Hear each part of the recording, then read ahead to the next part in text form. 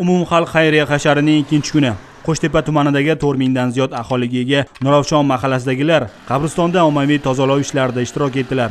Yosh va kichik birdek mehnat qilib ariqlarni tozalashdi. Daraxtlarga ishlov berilib, oqlandi. Mozorlarning atrofi tartibga keltirildi.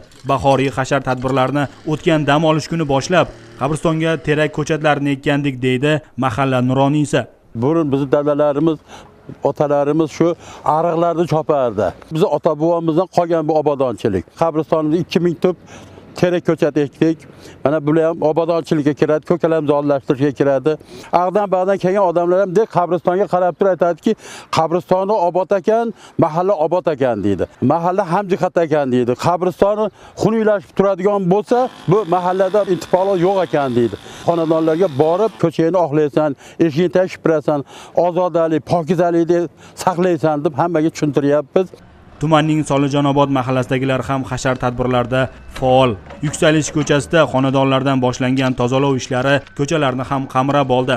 Aholi vakillari yo'llarni kengaytirib, suv quvurlarini o'rnatishmoqda. Mana yo'llarimiz oldin tor bo'lgan.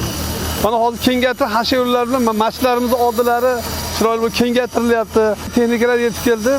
Texnikalar ariqlarni tozalanib, turbalar yangilanyapti. Hamma hasharda faol qatnashyapti. Biz mahallamiz juda ham bu ishlarda faol birikib, to'xtamasdan hashar yo'li olib borilyapti. Xayriya hasharlari keksa boquvchisi yo'q xonadonlarda ham davom ettirilib, gul va mevali daraxt ko'chatlari o'tkazildi.